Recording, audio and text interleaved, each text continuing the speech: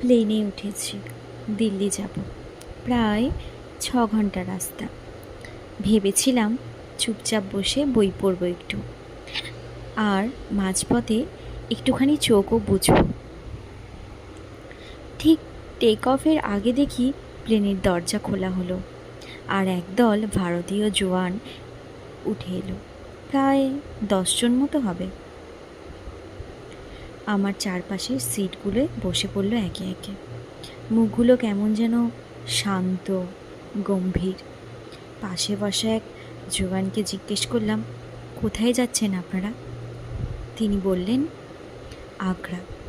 2 সপ্তাহ ট্রেনিং আছে, তারপর অপারেশন। এইটুকু বলেই চুপ। কি অপারেশন, কোথায়, কিছুই বললেন না। বুঝলাম বলার পারমিশন নেই। প্রায় 1 ঘন্টা পেরিয়ে গেছে। অ্যানাউন্সমেন্ট করলেন এয়ার হোস্টেস, আপনাদের লাঞ্চ সার্ভ করা হবে, যারা চাইবেন পয়সা দিয়ে লাঞ্চ কিনে নিতে পারেন। মানিব্যাগ বের করছি, এমন সময় শুনি ওই জওয়ানদের নিজেদের মধ্যে কথা, খাবি? ধুর, এখানে দাম বেশি, নিচে নেমে হোটেলে খাবো। কি যেন হয়ে গেল ভেতরে। চুপচাপ উঠে গিয়ে এয়ার হোস্টেসকে বললাম, ওদের সবার খাবার আমিই নিচ্ছি, প্লিজ দিয়ে দিন। মেয়েটার চোখে জল চলে এলো।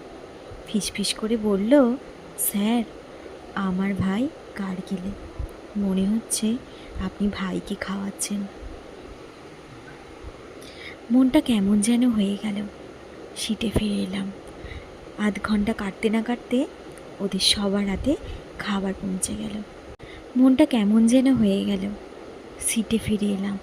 1/2 ঘন্টা কাটতে না কাটতে ওনাদের সবার হাতে খাবার পৌঁছে গেল। কিছুটা অবাক হলেন ওনারা। কি ভাবলেন জানি না। খাবার বক্স খুলে খেতে শুরু করলেন। দেখে বোঝা যাচ্ছিল ক্ষুধার্ত।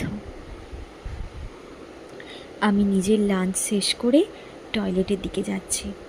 হঠাৎ এক বৃদ্ধ এগিয়ে এলেন, বললেন, সব দেখেছি, আপনি সত্যি ভালো মানুষ। তারপর হাতে এক 500 টাকার নোট গুঁজে দিয়ে বললেন, এই ভালো কাজের একটা অংশ আমিও হতে চাই। আমি কিছু বলতে পারার আগেই নিজের সিটে ফিরে গেলেন ভদ্রলোক। ফিরে এসে ভাবছি এসব কি হচ্ছে। দেখি পাইলট নিজে সিটে চলে এলেন। সিট বেল্ট খুলে উঠে দাঁড়ান।